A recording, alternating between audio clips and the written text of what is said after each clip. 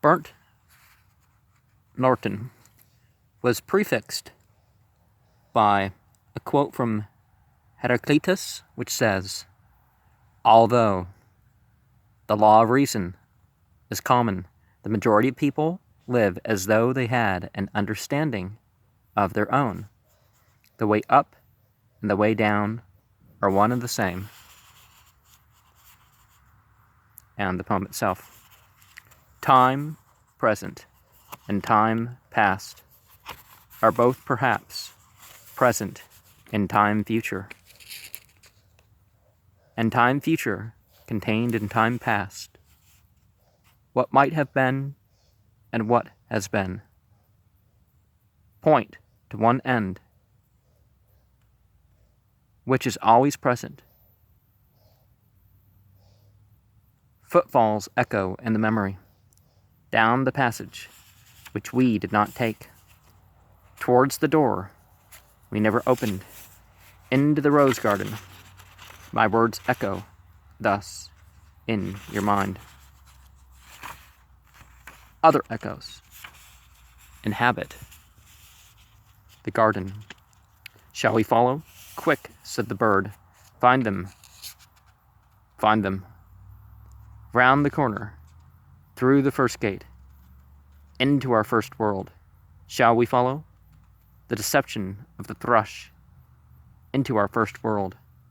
There they were, dignified, invisible, moving without pressure, over the dead leaves, in the autumn heat, through the vibrant air, and the bird called in response to the unheard music hidden in the shrubbery, and the unseen eye-beam crossed. For the roses had the look of flowers that are looked at. There they were as our guests, accepted and accepting. So we moved, and they, in a formal pattern, along the empty alley, into the box circle, to look down into the drained pool. Dry the pool, dry concrete, brown-edged, and the pool was filled with water out of sunlight, and the lotus rose. Quietly, quietly, the surface glittered out of heart of light, and they were behind us, reflected in the pool. Then a cloud passed, and the pool was empty. Go, said the bird, for the leaves were full of children, hidden excitedly, gathering laughter. Go, go, go, said the bird. Humankind cannot bear very much reality. Time past and time future, what might have been and what has been, point to one end, which is always present. The unseen eye-beam crossed, for the roses had the look of flowers that are looked at. The lotus rose quietly, quietly. The surface glittered out of heart of light. I could not speak, and my eyes failed. I was neither living nor dead, and I knew nothing. Looking into the heart of light, the silence.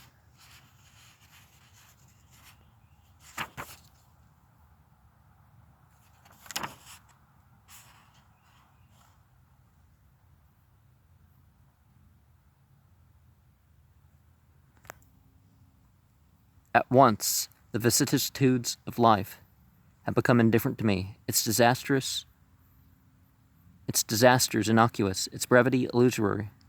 This new sensation, having had on me the effect which love has of filling me with the precious essence, or rather, this essence was not in me, it was myself. I had ceased now to feel mediocre, accidental, mortal, and at once to mortal is a quote from Spawn's Way, translated by C.K. Scott.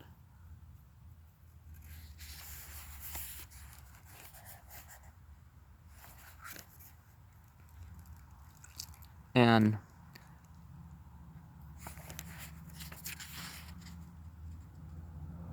let's continue. What might have been and what has been point to one end, which is always present, except for the point, the still point. There would be no dance, and there is only the dance. In the completion of its partial ecstasy, the resolution of its partial horror, time past and time future allow but a little consciousness to be. The consciousness is not to be in time, but only in time can the moment in the rose garden, the moment in the arbor where the rain beat, the moment in the draughty church at Smokefall, be remembered, involved with the past and future. Only through time, time is conquered. Here is the place of disaffection.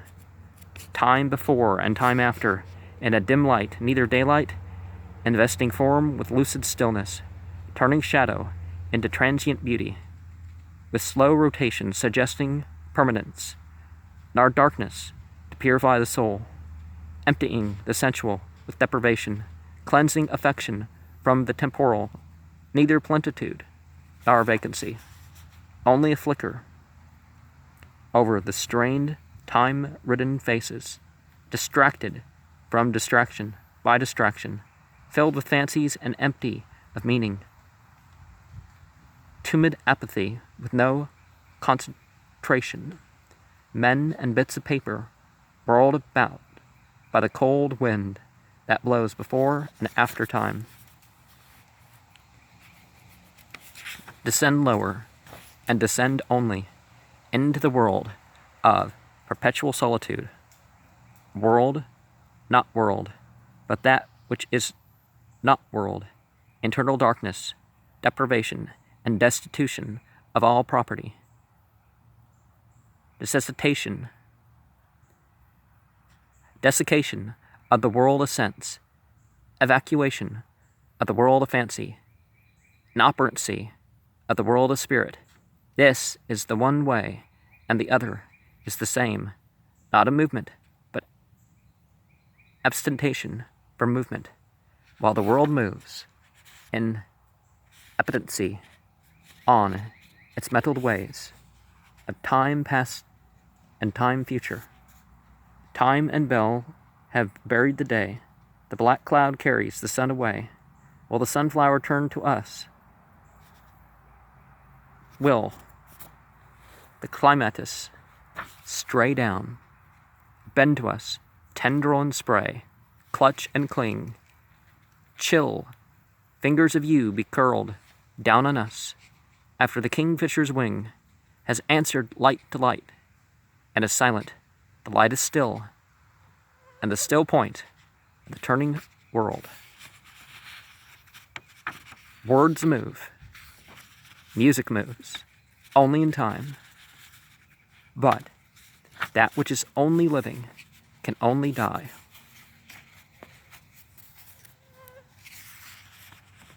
Only by the form, the pattern, can words or music reach the stillness, as a Chinese jar still moves perpetually in its stillness, not the stillness of the violin.